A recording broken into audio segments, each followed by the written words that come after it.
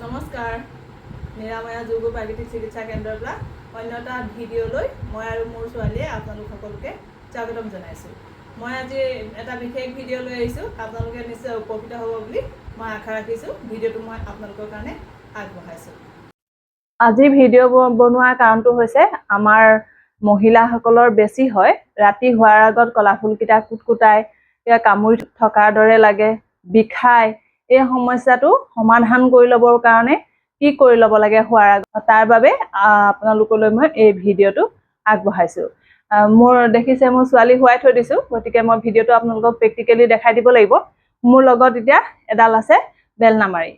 এডাল নিশ্চয় সকলোৰে ঘৰত আছে, গতিকে আপোনালোকে কি কৰিব, শুৱাৰ আগত যেতিয়া দেখিব কলাফুলকেইটা আমাৰ কুটকুটাইছে, বিষাইছে, টোপনি অহা নাই, তেতিয়া ইজনে সিজনক হাজবেণ্ড ৱাইফে হওক বা ঘৰৰ ল'ৰা ছোৱালীকে হওক বা ইজনে সিজনক হোৱাৰ আগত এই মই দেখাই দিয়া ভিডিঅ'টো আপোনালোকে ফ'ল' কৰি পেলাই কৰিবলৈ চাব, নিশ্চয় উপকৃত হ'ব। এনেদৰে ইজনে সিজনক কলাফুলকেইটা এনেদৰে মালিচ কৰি দিব। দুইটা ভৰি কলাফুলকেইটা এনেদৰে মালিচ কৰি দিব। আৰু যিসকলৰ অলপ কলাফুলবিলাক কঠুৱা থাকে, অকণমান মিঠাতেল লগাই ল'ব। এনেদৰে অন্ততঃ 20 মিনিটমান, আধা ঘণ্টা 20 মিনিটমান দুইটা কলাফুল তেনেদৰে মালিচ কৰি ল'ব। তাৰপাছত এনেদৰে তললেপেট কৰি শুই দিব। তাৰপৰা লাহে লাহে এনেদৰে বেলনামাৰিডালে শিশুসকলক অলপ লাহে লাহে কৰিব, এনেদৰে কৰিব।